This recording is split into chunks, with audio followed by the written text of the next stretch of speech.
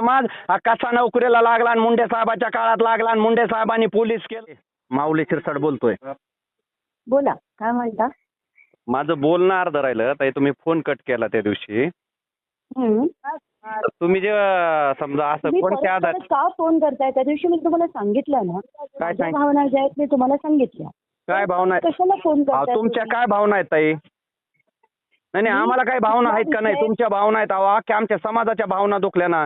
अहो 3 पिढ्या झाल्या आमचा समाज ऊस तोडतोय ना. कुठल्या भावना दुखवल्या मी? समाजाच्या भावना- मी कुठे काय म्हंटलय? अहो समाजाबद्दल नाही, तुम्ही समाजाबद्दल नाही म्हणलात तर काय म्हणलात? काय हा? बोलले मी ते तुम्ही ऐका परत एकदा. अहो ऐकलंय ना, तुम्ही काय म्हणलात की मुंडे साहेबांनी नोकरीला लावलंय, मुंडे साहेबांनी नोकरीला लावलंय का आम्हाला? अहो आमचे आई बापा 50-50 वर्ष झाले ऊस तोडते. तुम्ही ऊसाच्या फडात गेलात का कधी? ऊसात काय असतं माहितीये का तुम्हाला? ऊसतोड कामगारांसाठी मी जितकं लढले ना तितकं कोणी लढलं नसेल. काय लढला ताई? तुम्ही ऐका ताई, ऐकून घ्या. ऊसाच्या फडात तुम्ही जाऊन बघा काय शेतकऱ्याचे हाल असते, त्या ऊसतोड कामगाराचे हाल काय असते. तुम्ही मला 25-25 सांगा समाजाबद्दल मी काय बोलले? काय बोलले? समाजाबद्दल तुम्ही असं बोललात.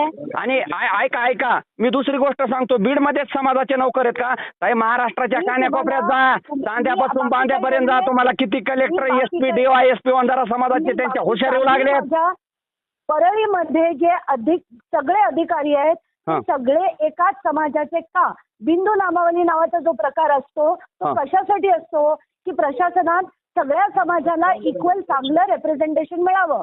पण तसं होताना परळीत दिसत नाही. हा त्याच्या मागचा माझा उद्देश होता. तुम्ही तसं बोललेला नाही ताई. सरळ सरळ तुम्ही सांगितलं की वंजारा